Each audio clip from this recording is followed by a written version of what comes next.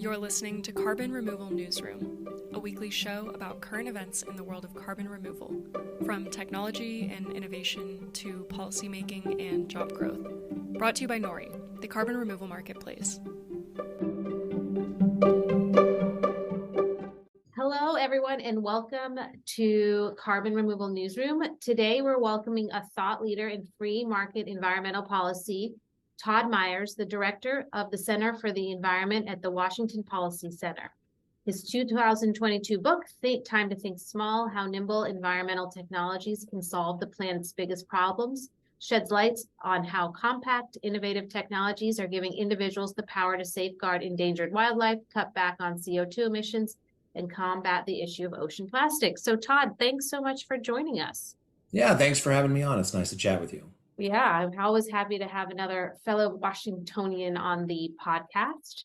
And as always, I'm Radhika Mulgofkar, head of supply and methodology here at Nori. So with Todd's extensive background in environmental policy and public relations, he really offers a unique perspective on the interplay between the marketplace and environmental action. In CDR policy news last week, a landmark bill was passed in Washington state, making it the first state in the U.S. whose capital budget included funding specifically allocated for carbon dioxide removal. The move is groundbreaking as it goes beyond just CO2 and supports technologies designed to actively remove a full spectrum of greenhouse gases, including methane and nitrous oxide from our atmosphere. The state will distribute these funds, totaling $12 million as grants. Businesses, academic institutions, and nonprofit organizations can apply, leveraging this opportunity to further their research development and demonstrations projects focused on carbon and greenhouse gas removal. So today, Todd and I will talk about his work in environmental policy, its application to carbon removal, and some of the recent news from Washington state. And we'll jump off talking about the Washington state budget. So Todd, I'm curious about your reaction to the state's decision to allocate capital budget funding specifically for carbon dioxide removal. So I think in a lot of ways, I think it's great that people are looking across the spectrum for ways to reduce CO2 emissions, not just reduce emissions, but actually, store carbon, remove it from the atmosphere and do that. I think what my book was about is the incredible improvement in technology to address a lot of these environmental and climate problems. So I'm really pleased that there is a broad perspective. Having done environmental policy in Washington state for more than 2 decades, I've worked at the Department of Natural Resources. I am a little bit skeptical about the state's ability to do this. I'm more hopeful about companies like Amazon and Microsoft, who are also looking at carbon removal, about their ability to focus on effective ways to remove and store carbon. So one of the things that when I looked at the capital budget, for instance, there are no metrics for success, for cost, for how long the carbon is stored, all those sorts of things. And the discussion of it is more about jobs. Now, I will say that Washington state is one of the best places in the country to do geologic storage. We have lots of basalt. The work that Nori is doing, I think, is excellent on agricultural storage. We have a lot of agriculture and a lot of opportunity to do those things. So I like the notion that we are taking a broader look at how to reduce CO2 emissions and reduce atmospheric CO2. I think, however, at the end of the day, the government approach is going to be less successful than some of the Washington business approaches like Microsoft and Amazon. So yeah, given your expertise in free market environmental policy, what role do you see in the private sector businesses and startups when they apply for these funds or driving innovation in carbon and greenhouse gas removal? I mean, you talked about some big ones like Microsoft and Amazon, but what about like the more startup focused new technologies that need to be developed in the CDR space?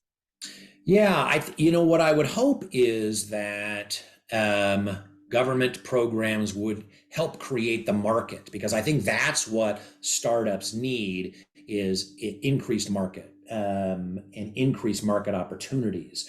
Microsoft and Amazon, as you point out, they're big companies, so they can do their own thing. But we need to democratize the carbon market so lots of people can look to it as an alternative. And unfortunately, I think in that area, Washington's doing a bad job because our cap and trade system really tightly limits the amount of carbon offsets and the ability to use carbon projects to reduce CO2 emissions. So I think that's one area that can help. Government can also help in basic research so that companies like Microsoft and Amazon can then look at, okay, what works and what doesn't. I think that's really the fantastic balance that government and private sectors and a company like Nori can do, can strike the balance that they can strike. Government doing a lot of the basic research, national labs, other things like that, looking at how we can effectively store carbon and allowing carbon markets to incentivize people to use that technology and turn it into something that's marketable and effective. Since the rules haven't yet been written for how this is going to be spent, do you think there's an opportunity to influence that in any way through the administrative state? I hope so. And we certainly will be encouraging the state to put some good metrics. Now, as we've seen with carbon storage, it's not just cost. One of the advantages of carbon storage, whether it's especially agricultural or geologic, is the certainty. Carbon projects like forestry. I mean, I worked in forestry, but I'm very skeptical of forestry offsets for a variety of reasons.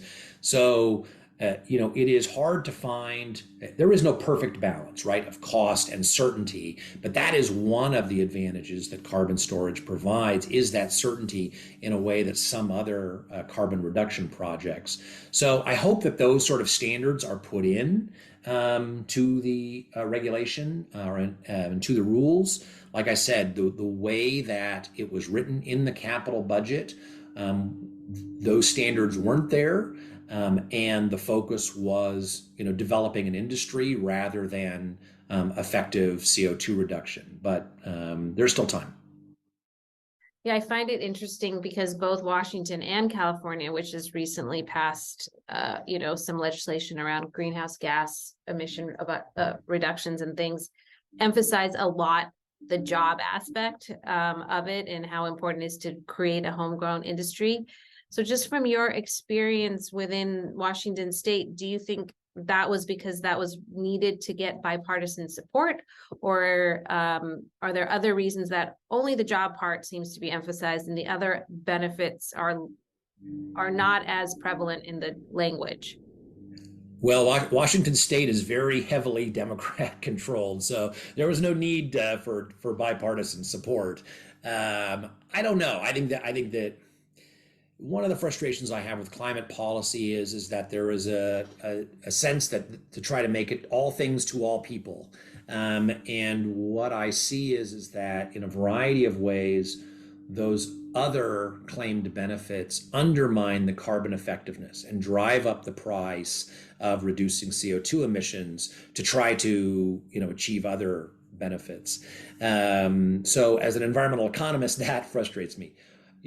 Politicians have a different viewpoint. They want to claim, that it's both a floor wax and a dessert topping at the same time by saying we can reduce CO2 emissions and grow our economy and create jobs. I think that it's hard to do all of those things at the same time and be effective. So we will see where the balance ends up with these projects and with these grant programs. My experience with similar grant programs in Washington State is that the programs have been very ineffective. That's interesting. I mean, I'm curious why you think they're ineffective. Are they improperly managed, or do you think it's because of the way the metrics are written, combination of both, something else? I think it's a variety of things. I think one is that the projects are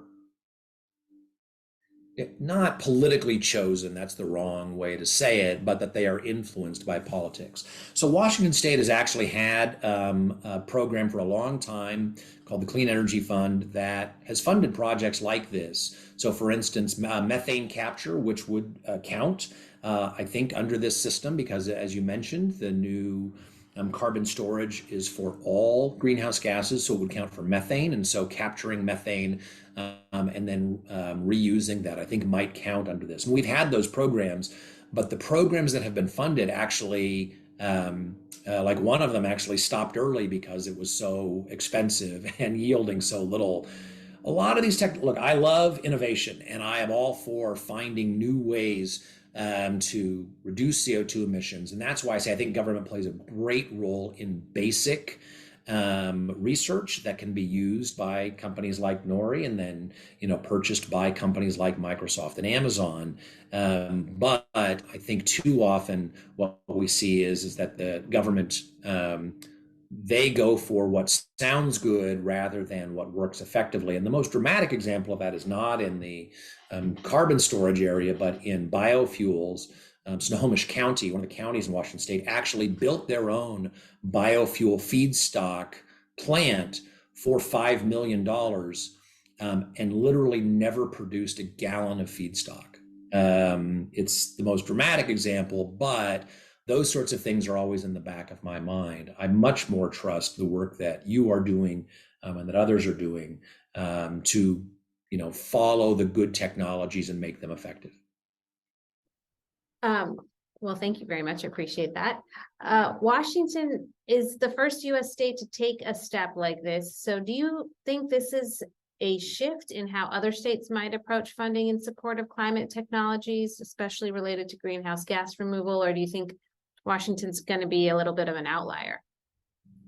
I think it could influence others. And just let me be clear, I think there is a really nice aspect of this, which is that we should be looking more broadly at ways to reduce CO2 emissions. We shouldn't just look at, sort of reducing emissions, but we should look at storage and things like that, because what we want is a broad portfolio of projects in terms of cost, in terms of certainty and reliability.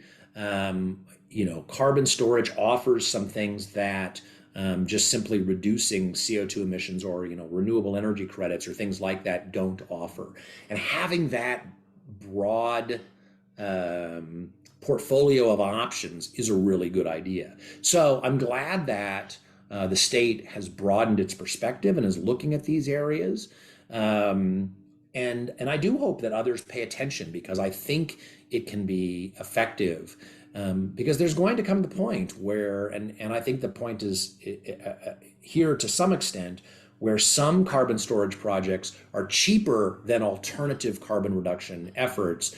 And the more that we can encourage people to take advantage of those opportunities, rather than what can be very expensive alternative regulatory approaches, is a great thing.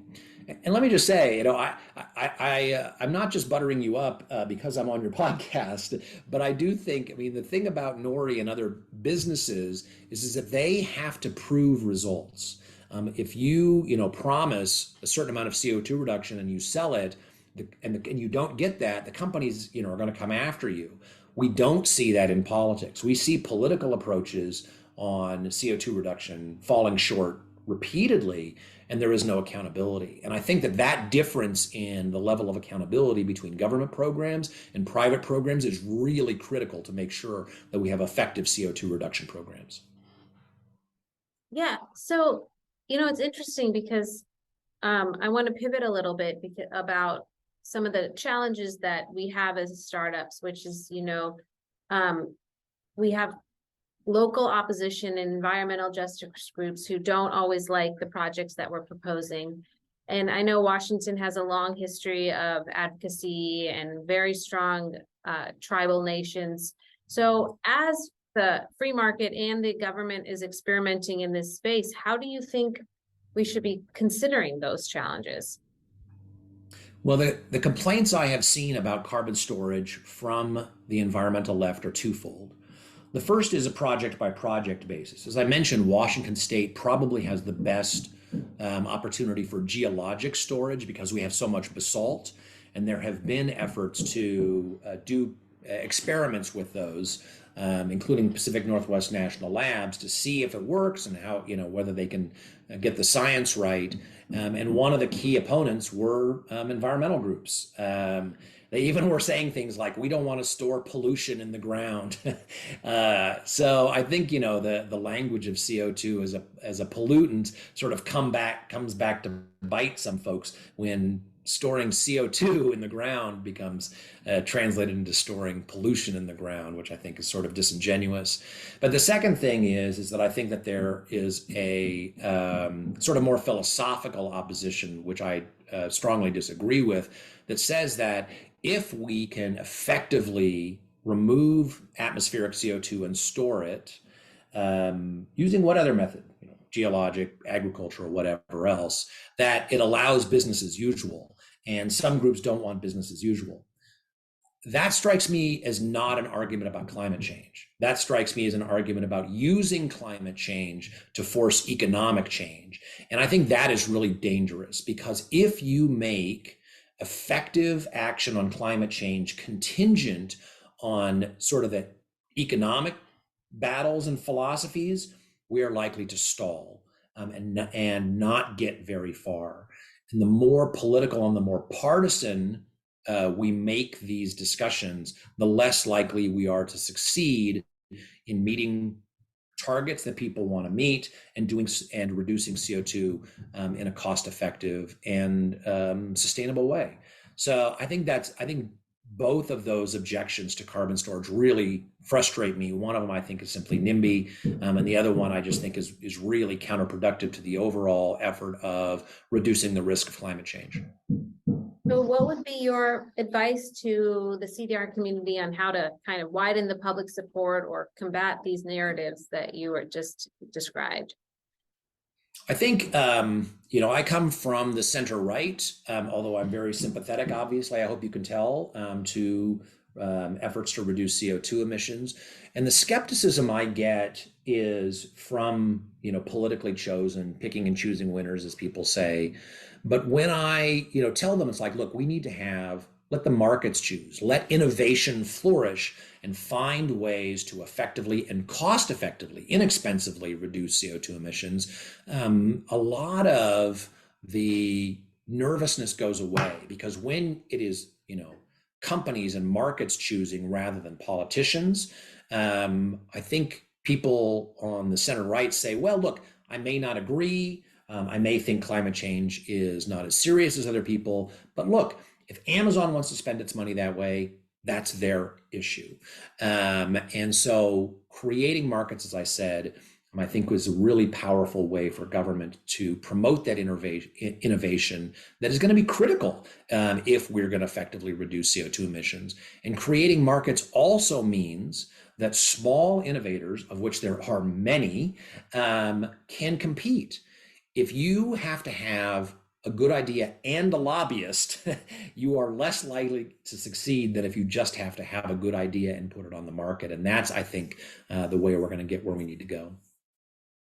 Yeah, that's an interesting point. I was just talking to somebody else about some of the work that the UNFCCC is doing on carbon removal, and how our small companies have a hard time having a voice in a big organization, in a big bureaucracy like the UN, and how you do that while trying to develop an industry. And it's just very hard, to your point, like if you need a lobbyist and to build a business at the same time. So yeah, you should be focusing on making the technology work and finding, customers. You shouldn't have to spend a lot of your time worrying about decisions in New York or Brussels or anywhere else. Yeah, I agree. So I wanted to now pivot to your book, Time to Think Small, and talk about it kind of in relationship to carbon removal. So obviously, your title kind of says it all. You advocate for small, decentralized technologies to combat climate change and other environmental challenges. So how can you see these technologies fitting into the landscape of carbon dioxide removal strategies, these your decentralized technologies? Yeah. I think a lot of our mindset about, like I said, I've worked in environmental policy for 20 years. And I think a lot of our approach to environmental policies in general and climate change in particular is based on the success of the Clean Air Act and the Clean Water Act and similar laws in other countries. When we had air pollution problems, when we had water pollution problems in the United States, we created the Environmental Protection Agency, and we passed laws that targeted point sources of pollution. And it worked. We have much cleaner air and much cleaner water today than we did in the 1970s because of those things. And that success has influenced how we think about solving future problems like the ones we have now with climate change. But the world has very much changed. Not only the nature of the problem, we don't have just big smokestacks that are emitting CO2. CO2 emissions are distributed in a lot of different sources. The other thing is that we now have technology that can empower people to deal with that pollution in a way that they simply couldn't in 1970. And my favorite recent example, is in California when they were having their short energy crisis last September. They were facing blackouts, and they simply texted residential customers. Now, they'd never done this before, at least at this scale, and just said, look, we are facing shortages. Please conserve where you can. And within 15 minutes, they reduced demand by 2,000 megawatts, which basically averted the blackouts. And just to put that in context, California right now, their total grid capacity battery storage is 4,000 megawatts. So think about all the money that they have spent on those batteries, and one text was able to replicate basically half of that for no cost. So it really shows the power of democratizing environmentalism and engaging lots of people to do small things that add up to big results. That's a really interesting and cool example. I love it. What other types of, nimble innovators or people doing creative things like this can you highlight for us? Because, I think these stories often get overlooked in the media, and they often are hard to show. So I'd love to, hear more about a few others that excite you. Yeah, there's a lot of stories. It's funny because in my book, I tell lots of stories. And the reason I tell so many stories is that oftentimes, especially for people who believe in markets like me, the critique that we get, and it's justifiable, which is, okay, that sounds good in theory, Todd. We get your market theory. Show us where it actually works in the real world. And so I'm very heavy on cool stories because I want to show that this stuff does actually make a difference. And the second thing is that I want to inspire innovators because people are doing some amazingly clever things, and I want more of that type of innovation. I will give you another small example, but it just shows what can be achieved. In Ghana, they have in the capital, they have a very haphazard electrical system, and there's lots of blackouts because the lines go down, a variety of other things. And so the utility was having a difficult time determining where those blackouts were. So a group of students, I think at Cal Berkeley, came up with an app. And so people with cell phones, what the app would do is if your phone was charging and had Wi-Fi and suddenly lost power and Wi-Fi and didn't move, right? So you didn't unplug it and leave, it would send a ping to the utility. And if the utility all of a sudden received several pings from the same area, it would know that there was a power outage there. Now, think about how simple that app is. And yet, 15 years ago, that is almost more sophisticated than we had in the United States. Before smart meters, the way most utilities would know if your power was out is if you called them. That's changed now. We have two-way communication. But think about everything we had to do with smart meters. And smart meters don't just tell when there's power outage, I get that. But it is one of the functions. And yet, with a simple app, they were able to tell the utility in Ghana we think we have a power outage here. So that just it shows how ubiquitous the technology is, how the opportunities are to do really amazing things at very low cost in a way that just didn't even exist 10 years ago. And I think we're only at the beginning of this kind of revolution. That is a very elegant solution, I must say. Kudos to those Berkeley students. Yeah, I think when I read about it, I just thought this is so clever because it's so simple and so powerful. So your book also talks about the importance of making customers' decisions more environmentally friendly. So in the context specifically of carbon dioxide removal, how can we empower individuals to contribute when, right now the cost of carbon removal credits are pretty high and there's some barriers to entry? Yeah. I think one of the greatest things about technology and information is that it brings people in who wouldn't otherwise care about environment or climate concerns. So if the strategy of climate policy is to get everybody to be concerned or support, action on climate, we're in big trouble. Until recently, Gallup had climate change as the most divisive environmental or the most divisive issue, even more divisive than abortion until last year. So in that political climate, how do you engage people who think that climate change is either not a risk or very low risk? And the way you do it is engaging them as a consumer.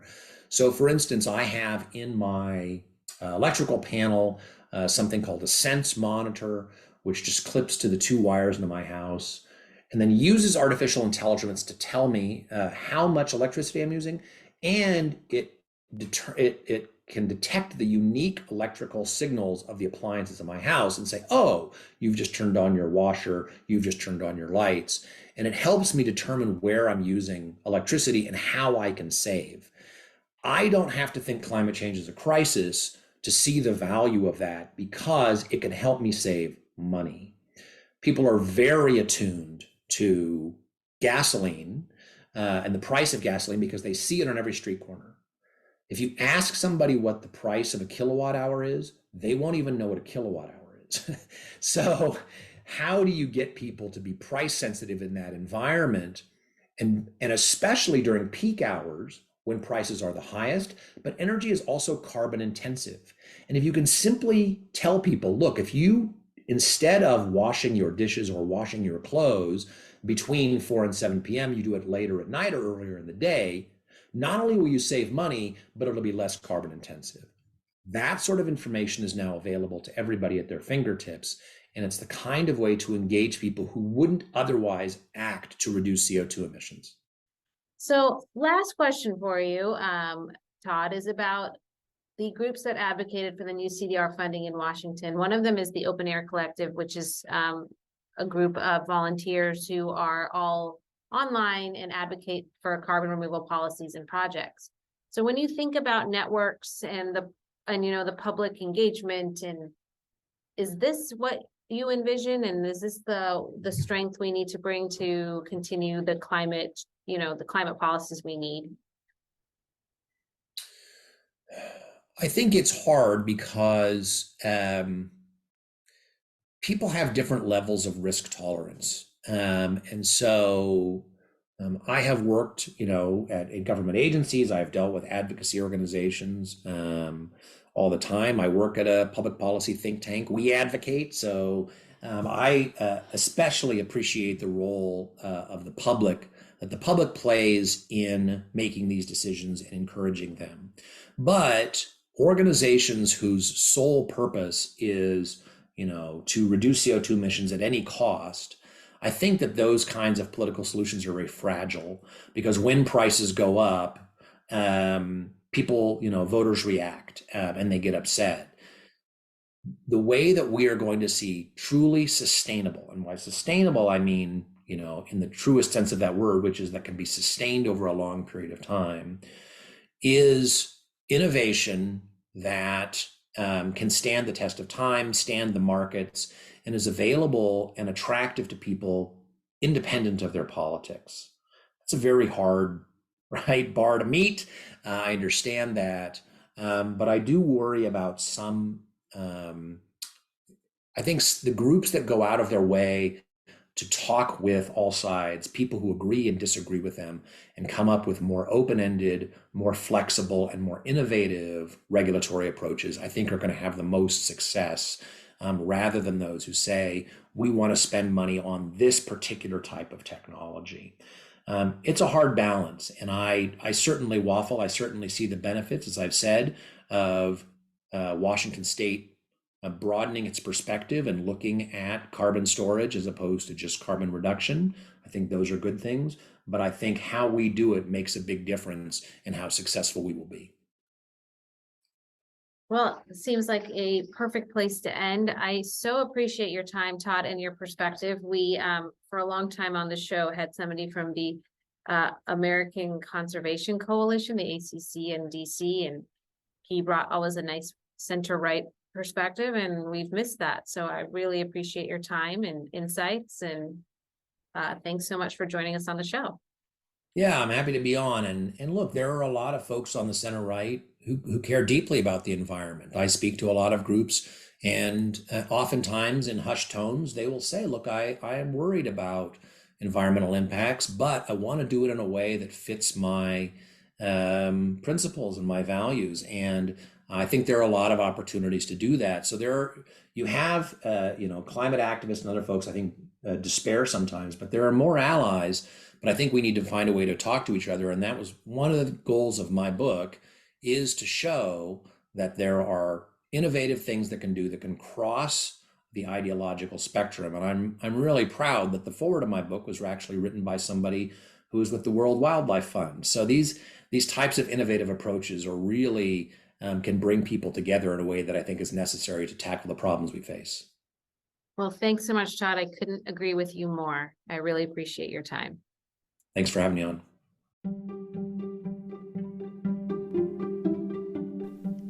Thanks so much for listening to Carbon Removal Newsroom. If you like the show, the best way you can help us is by giving us a great rating and review in Apple Podcasts, following the show on Spotify, and by sharing the show on social media.